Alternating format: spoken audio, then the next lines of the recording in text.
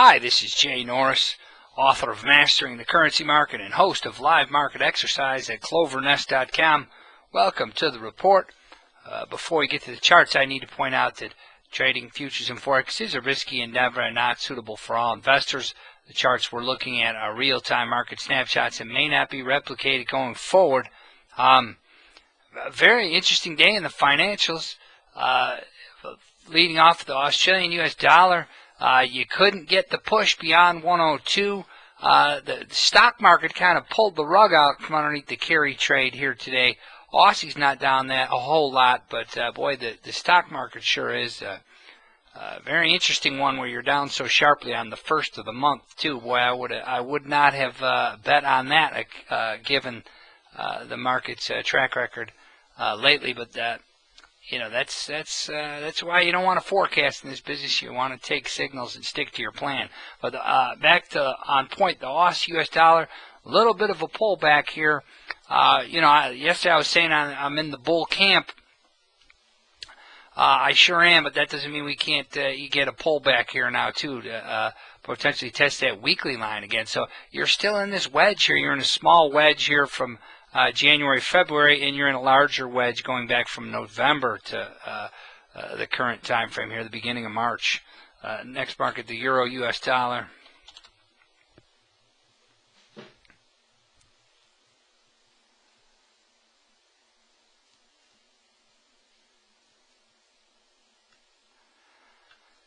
Euro US dollar, some serious indecision here. They almost caught me leaning. Unfortunately, we had a good day in the live market exercise today. We spent a little bit of time in the pound, so that was the strongest one. So that worked out pretty good. Well, I tell you, a lot of indecision in these markets, and yesterday I would have thought it would have been not that difficult to clear that up, but boy, it's even more indecisive. But the Euro US dollar. A little sideways, actually, for the most part. Weekly still up, daily still up.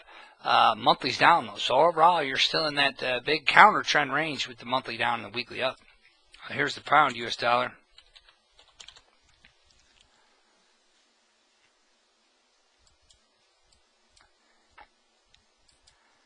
Pound, you had some interesting trade today. You made a higher high, but look at that indecision. It ended up being a shooting star below the monthly level. Boy, that's really interesting. What's really interesting is the U.S. stock market, too. We got to take a look at that and to see if that, the U.S. stock is a very influential market, leading indicator market.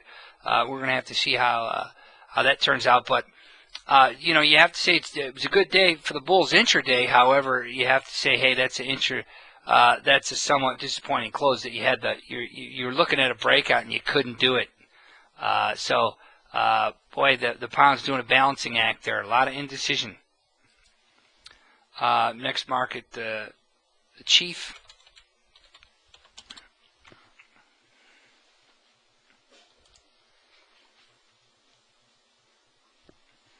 Dollar chief.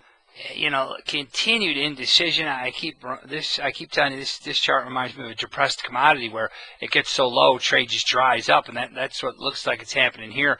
And really not interested in doing anything. Again, I think you're in the process of potentially putting in a big rounded bottom here. Next market, dollar yen.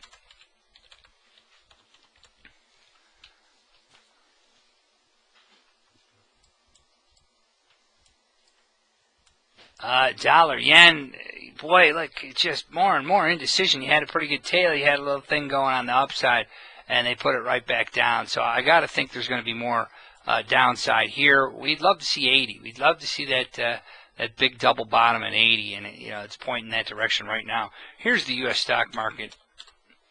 Boy, I missed this one. The 401k flows. I'm not sure if they've yet to come or. Generally, when you see a big move down like that on the first of the month, somebody big had to come out of the market, and they took advantage of the 401ks to do that. And obviously there was more money coming out than going in today. The sellers were a little bit more aggressive than the buyers here. So, this could be a turning point. We've been saying now for the last month or so, this market needs a correction. A correction would be healthy at this point. Strange timing, though, to come on the first of the month. So that was my guess. Someone really big had to exit that market today to leave that footprint on the first of the month. Hey, let's take a look at the dollar index, and we'll wrap it up here.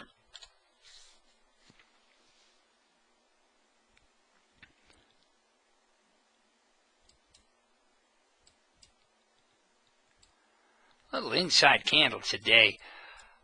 Boy, I got to think there's still more downside in the dollar index. Take a look at the bond market, and then we'll wrap it up. I just need to see what's going on with interest rates.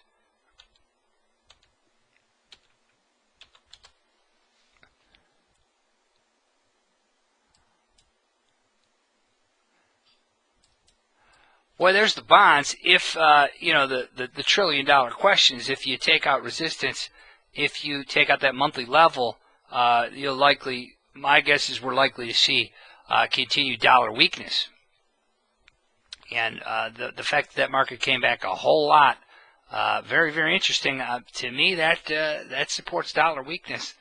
We'll have to see. That stock market's really the wild card.